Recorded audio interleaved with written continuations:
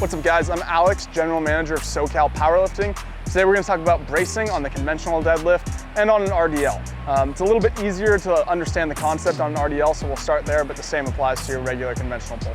So there's two kinds of back rounding that we'll see on a conventional deadlift or an RDL. We'll see some rounding in the upper back sometimes. That's going to be fixed by changing the positioning of our shoulder blades. We'll also sometimes see rounding of the lower back, which is really going to be changed from fixing your breathing and bracing correctly, right? So with upper back rounding, we're really going to work on fixing that positioning by changing the positioning of our shoulder blades, right? So we want the shoulder blades not just pulled back, but back and down, trying to tuck them in the back pocket.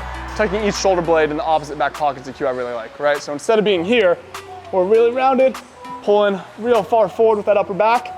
We're gonna go ahead, get set, pull those shoulder blades down and back, point your elbows back, bend the bar like you do on bench, all these kind of cues, meaning the same thing of externally rotating the shoulders.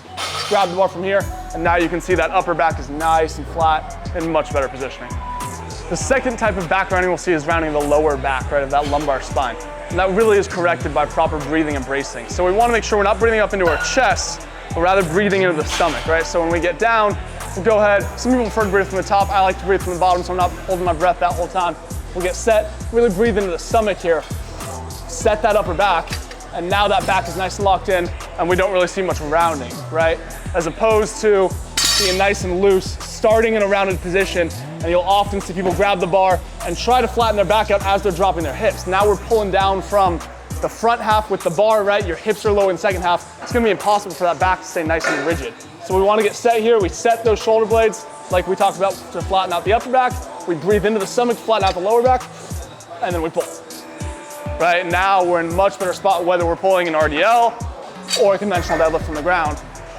We're in a much better position flattening out both parts of the back before we drop the hips. That way we can maintain a nice rigid neutral back position. So hopefully you have a pretty good understanding now of how to set your back. We want to do that before we drop the hips to really maintain that neutral back positioning throughout the entire pull.